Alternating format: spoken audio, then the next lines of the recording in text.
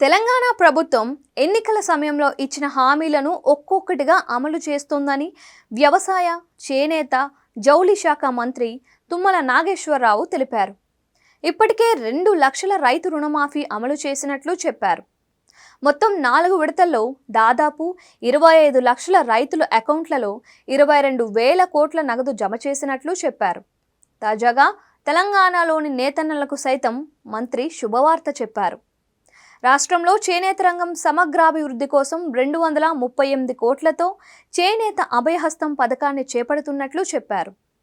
అన్నదాతల మాదిరిగానే చేనేత కార్మికులకు రుణమాఫీకి ప్రభుత్వానికి ప్రతిపాదనలు సమర్పించాము అని అన్నారు.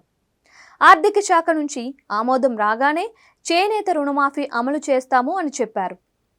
చేనేత కార్మికులకు నిరంతరం ఉపాధి కల్పనకు మా ప్రభుత్వం కట్టుబడి ఉంది.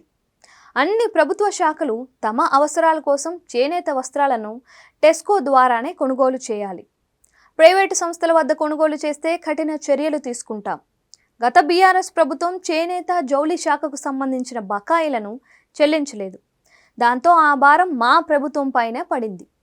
రాష్ట్రంలోని కార్మికుల సంక్షేమం కోసం బతుకమ్మ చీరలు, ఇతర పథకం కింద 428 కోట్ల రూపాయలు విడుదల చేశాం.